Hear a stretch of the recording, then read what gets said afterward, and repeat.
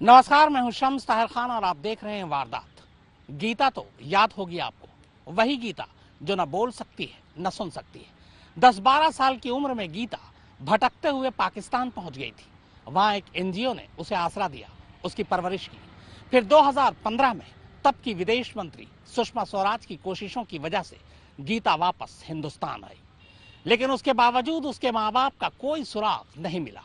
लेकिन अब एक अच्छी खबर आ रही है, गीता की मां का पता चल चुका है।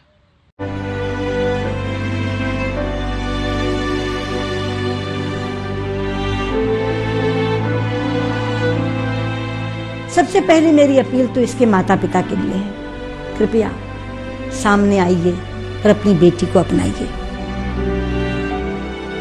टीवी पे आए, टीवी पे देखा हम, तो मैंने हम बोले हमारी बेटी हो।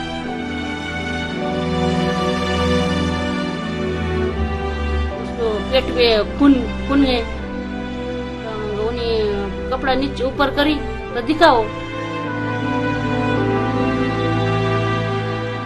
एक माँ ही अपनी बच्ची के बारे में बता सकता है कि उसके शरीर पर किस किस तरह के चोट के निशान है, क्योंकि माँ से बेहतर कोई भी एक अपनी बिटिया को नहीं जान सकता। चाहे वो पाकिस्तान में रही बहुत अच्छे से रही, इंडिया में रही बहुत अच्छे से, जो जिस कंफर्ट जोन में रही, तो परिवार थोड़ा सा निर्धन वर्ग को बिलोंग करता है, तो वहां एडजस्टमेंट में थोड़ी दिक्कत।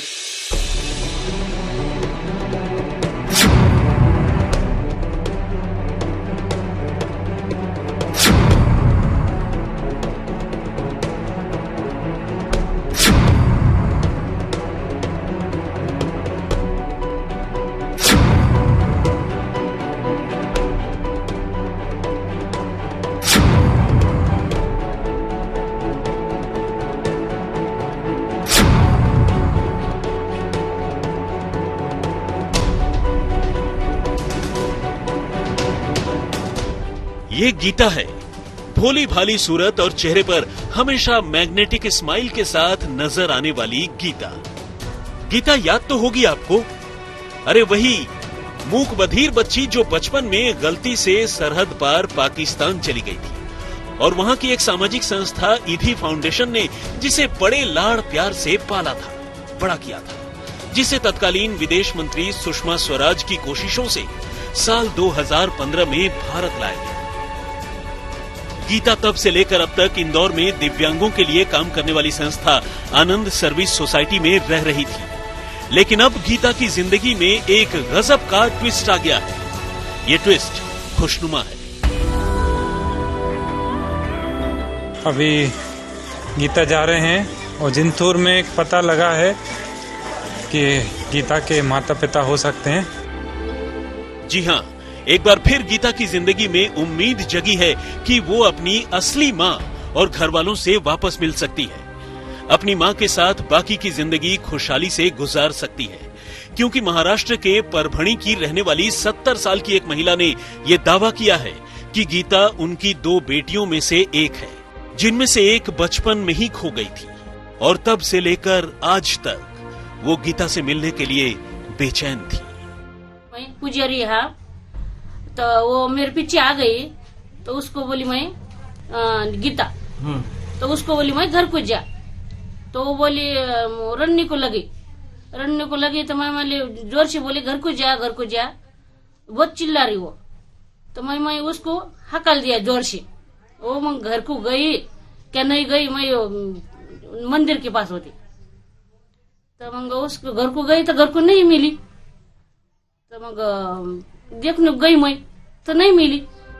लेकिन ये पहला मौका नहीं है जब किसी ने खुद को गीता का रिश्तेदार बताया है, खुद को गीता के माँ बाप होने का दावा किया है। इससे पहले भी कम से कम 20 से ज्यादा परिवारों ने गीता को अपनी बेटी बताते हुए उसे अपनाने की कोशिश की थी, लेकिन डीएनए टेस्ट से लेकर दूसरे जांच में तमाम दावे फेल होते चले गए। मगर इस बार परभणी की जिस महिला ने खुद को गीता की माँ होने का दावा किया है, फौरी तौर पर उसके दावे में दम नजर आता है। दम इसलिए क्योंकि उसने न सिर्फ पहली ही नजर में गीता को पहचान लिया, बल्कि गीता के पेट में जले का एक ऐसा निशान होने का खुलासा किया जिसके बारे में दूसरे लोगों को पता नहीं था। ऐसे में बहुत मुमकिन है कि अपने माँ बाप या परिवार से हमेशा हमेशा के लिए मिलने की गीता की ख्वाहिश अब करीब 20 सालों के बाद जाकर पूरी हो जाए। गीता जब गलती से पाकिस्तान पहुंच गई थी तब उसकी उम्र यही कोई 10 से 12 साल की रही होगी। तब से लेकर 2015 तक वो पाकिस्तान में ही रही। साल 2015 में गीता को भारत लाए जाने के बाद उसे तत्कालीन विदेश मंत्री सुषमा स्वराज और उनके मंत्रालय की कोशिशों से इंदौर की आनंद सर्विस सोसाइटी को सौंपा गया। इस सोसाइटी ने न सिर्फ गीता का अब तक ख्याल रखा बल्कि मूक बधिरों की खास भाषा के जरिए उससे संवाद भी करते रहे, उसके खोए हुए परिवार को ढूंढ निकालने की कोशिश करते रहे। इस सिलसिले में संस्थान ने बिहेवियरल एक्टिविटीज के कुछ एक्सपर्ट्स के जरिए गीता के हाव भाव पर गौर किया। गीता संस्थान के लोगों से कई बार अपने बचपन की धुंधली यादों का जिक्र कर चुकी थी। इन यादों में छोटी नदी, मूंगफली व गन्ने के खेत, डीजल इंजन से चलने वाली रेलगाड़ी शामिल थी और इत्तेफाक से ये चीजें महाराष्ट्र के मराठवाड़ा इलाके से मिलती जुलती हैं। फिर गीता जिस अंदाज में चावल खाती है और जिस तरह उसकी दाईं नाक में नोजपिन के लिए छेद है, वो भी महाराष्ट्र के इसी इलाके की सभ्यता संस्कृति से मेल खाती है। ऐसे में लगने लगा कि गीता का ताल्लुक मराठवाड़ा या तेलंगाना के किसी इलाके से होगा। फिर ये बताते थे कि इसके घर के जहाँ रेलवे स्टेशन, उसके बाद मैटरनिटी होम है, तो परभणी ऐसी जगह जहाँ पे रेलवे स्टेशन भी है। और सबसे बड़ी बात जो क्लू निकला उसमें यह था कि ये बताती थी कि जो सन की पोजीशन है, सूर्य की जो स्थिति रहती है, सुबह का जो टाइम, वो एक ट्रेन चलती है नांदेड़ से अमृतसर सचखंड एक्सप्रेस, जो आज से 20 साल से 23 साल पहले भी वो ट्रेन संचालित थी। उसमें डीजल इंजन आज भी लगता है। और दूसरी बात यह है, ट्रेन, गीता बताती है कि ट्रेन का इंजन चेंज होता था, तो मनमाड़ में सचखंड एक्सप्रेस का ट्रेन का इंजन आज भी चेंज हो रहा है, जो आज से 23 साल पहले होता था। वो बहुत बड़ी क्लू थी कि वो ट्रेन, क्योंकि अमृतसर का कनेक्शन चाहिए, क्योंकि अमृतसर से ये समझौता एक्सप्रेस से पाकिस्तान गई है, तो ऐसी कोई ट्रेन जो डायरेक्ट अमृतसर से जुड़ती हो, तो वो ट्रेन सचखंड एक्सप्रेस है। इसके बाद आनंद सर्विस सोसाइटी ने महाराष्ट्र के परभणी में पहल फाउंडेशन से संपर्क किया और गीता के घर वालों को ढूंढने में उनकी मदद करने की अपील की। ये कोशिश रंग लाई और एक रोज कमाल हो गया। और इस दरमियान परभणी में एक संस्था है पहल फाउंडेशन, उनके टच में मैं जो मूक बधिर बच्चे हैं उनके लिए राष्ट्रीय स्तर पे क्लासेस लेता हूं। तो बात चल रही थी, तो उन्होंने कहा कि हमारे यहाँ डीजल इंजन से ट्रेन आज भी चल रही है और गन्ने का खेती भी यहाँ पर होता है। वहां से हमको कुछ हिंट लगना शुरू हुई थी। और दूसरी बात यह थी कि जो जिस तरह से पाठ पूजा करती है, तो ऐसा लगता था कि शायद किसी ब्राह्मण परिवार को या उससे मिलते जुलते परिवार को बिलोंग करती होगी। अभी गीता जा रहे हैं और जिंतूर में एक पता लगा है कि गीता के माता पिता हो सकते हैं। सोसाइटी के लोग गीता को परभणी के जिंतूर लेकर गए और वहां के लोगों से गीता को पहचानने की अपील की। इत्तेफाक से यहीं गीता की मां मीणा वाघमारे ने अपनी बेटी को पहचान लिया और गीता भी मीणा से मिलकर भावुक हो गई। मीणा ने बेटी को खोने की कहानी सुनाई और बताया कि तब उन्हें अपनी बच्ची के लौट आने की उम्मीद थी, लेकिन धीरे धीरे ये उम्मीद टूट गई। उन दिनों उन्होंने गीता की गुमशुदगी की कोई रिपोर्ट तक नहीं लिखवाई थी। गीता से मिलने पर उसकी मां ने उसके पेट में जले का निशान होने की बात कही और ये बात भी सही निकली। उसकी मां ने बताया कि उनके समाज में परंपरा के मुताबिक बच्चों को ऐसे निशान लगाए जाते हैं और गीता की बहन के पेट में भी ठीक ऐसा ही निशान है। यानी फिलहाल गीता के अपनी मां और खोए हुए परिवार के साथ हमेशा हमेशा के लिए रहने के 90% आसार हैं। लेकिन इस कहानी में अभी एक और ट्विस्ट है, और वो ट्विस्ट खुशनुमा नहीं बल्कि अजीब है। औरंगाबाद में इसरार चिश्ती के साथ धर्मेंद्र कुमार शर्मा, इंदौर, आज तक। जब गीता हिंदुस्तान आई थी तब कई परिवार ने दावा किया था कि गीता उसकी बेटी है, लेकिन अलग अलग जांच और डीएनए टेस्ट में यह दावा खोखला निकला। लेकिन इस बार मामला गंभीर नजर आ रहा है, क्योंकि गीता की जो मां है उन्होंने कुछ ऐसी बातें बताई हैं जो गीता से हूबहू मिलती हैं।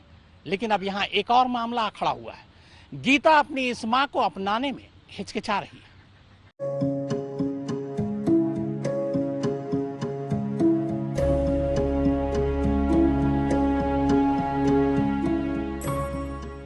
गीता को उसकी असली माँ तो मिल गई। माँ ने बेटी को और बेटी ने माँ को गले लगाकर जमाने भर की खुशियां भी एक ही झटके में हासिल कर ली।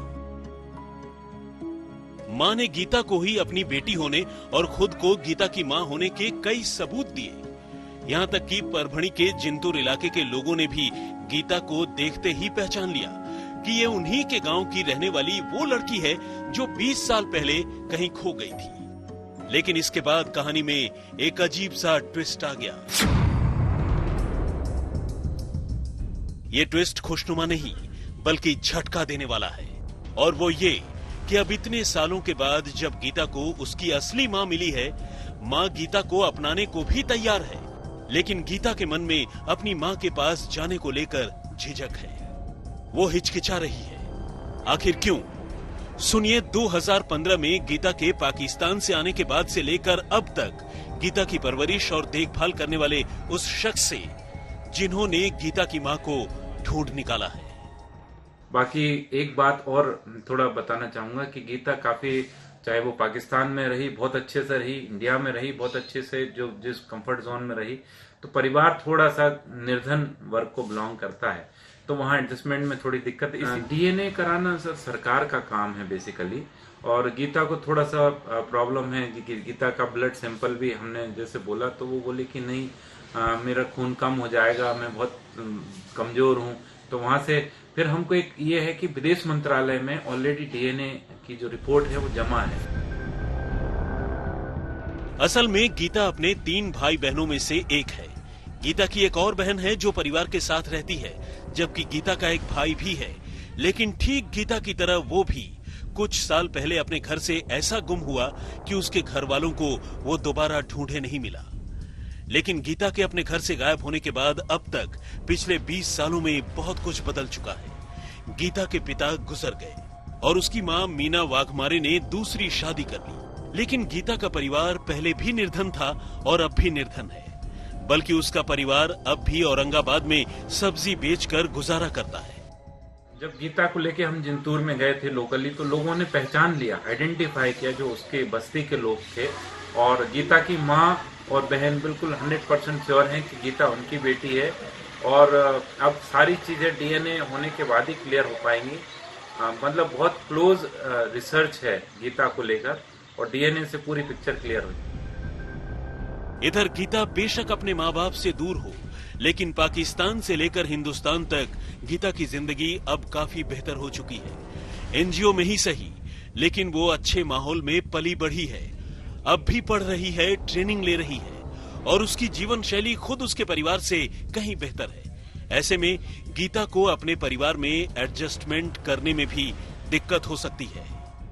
30 दिसंबर को हमको लग गया था, क्योंकि जब हम मिले सारी चीजें हुई, और जनवरी में हमने उसको वहां पे छोड़ा परभणी में, और 10-11 जनवरी के तब से हमको लगातार विश्वास है कि यही परिवार होना चाहिए। और इन्हीं सच्चाइयों के बीच एक सच्चाई ये भी है कि गीता अब अपने डीएनए टेस्ट के लिए सैंपल देने तक से आनाकानी कर रही है। हालांकि ये भी एक सच्चाई है कि गीता के डीएनए सैंपल पहले ही विदेश मंत्रालय के पास मौजूद हैं, जिन्हें पहले कई बार गीता को अपनी बेटी बताने का दावा करने वाले अलग अलग लोगों के सैंपल से मैच करवाया गया है। ऐसे में गीता को अब शायद नए सिरे से सैंपल देने की जरूरत भी नहीं है।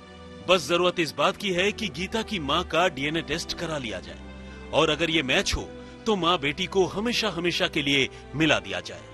फिर चाहे गीता जहां भी रहे खुश रहे। खुद गीता की माँ भी यही चाहती है। औरंगाबाद में इसरार चिश्ती के साथ धर्मेंद्र कुमार शर्मा, इंदौर, आज तक।